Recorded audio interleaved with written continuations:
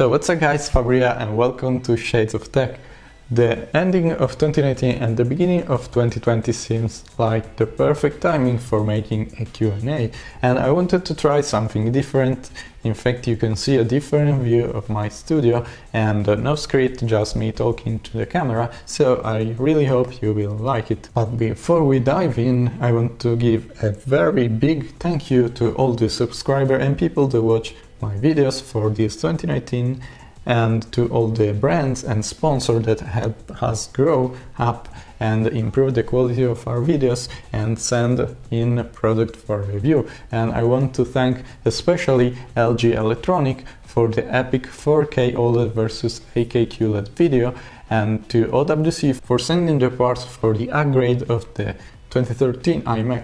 You can see there that now is fully and maxed out. And of course also Motion VFX. So 2019 had also some amazing moments, and in November we reached out the 2000 subscribers, and also we have two videos reaching almost 100,000 views each, and this is really impressive. So we made a Q&A on Twitter with the hashtag #AskShadesOfTech. So now I'm going to try to answer as good as I can to those questions. I want to start with Tech with Aaron that asks, what camera do you use to shoot your videos, and also what's your daily driver? So I've been using for maybe 2 years the Lumix G7, and I find myself comfortable shooting in 4K 30 FPS with it.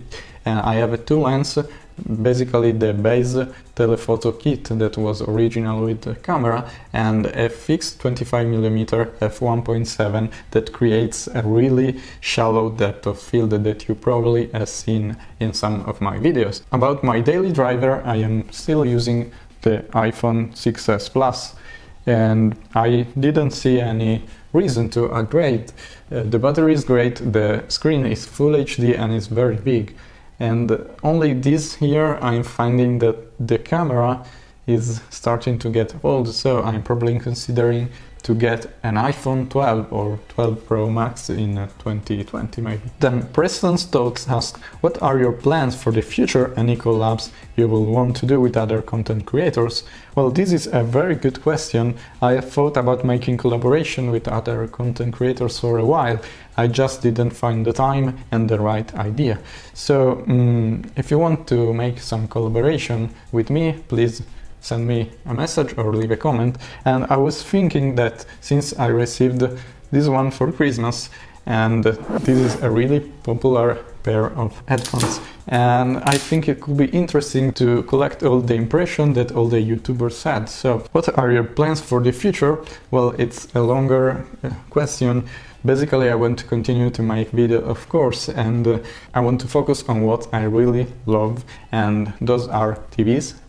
Basically 8K TVs. We have the AK850R, we have the C9 that is right now well mounted, and those are stunning TVs. So definitely I will review both of them and cover in the rest of the year the 8K TV topic, because I think that 2020 will be the year of 8K, not for regular consumers but for higher end market, and maybe 2021 will start to become more affordable. So I'm really interested in seeing how it evolves the situation.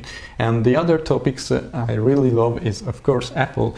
I made an iMac upgrade, and I would love to make a fully maxed out upgrade of some other Mac. Both the 2009 and the 2013 Trashcan Mac Pro, they are very good machine to upgrade. I definitely won't be able to get the 2019 Mac Pro. And I also was considering an iMac Pro, yes, an iMac Pro upgrade to the 16-core CPU, 128 gigs of RAM. I will make a studio tour because a lot of change since the series I made on the new studio, because I've been here in the new space for about a year and a half. And also the desk is now with my iMac and another LG monitor, but I was considering to upgrade that monitor to a super ultra wide like the LG 49-inch. So this could be very interesting. And of course remains the $36 Amazon gift card giveaway that I will make later in 2020. If you have any ideas on videos you'd like to see, please tell me in the comments. Then Real Joe Hasai asks any tips for lighting the B-roll shot? Well, I try to focus my videos on B-roll and to get as much as cinematic and slick movements as possible. Try to use a lot of light. I usually use one softbox like this one that I'm using right now, and just don't put it in front of the object, but try to put it on the side, creating some contrast, some areas with the light and some areas with the dark, and it creates some interesting scene. I think that the white or even the gray background are really good to make some B-roll, because this will help you to focus the attention on the colors of the object you are shooting at the moment.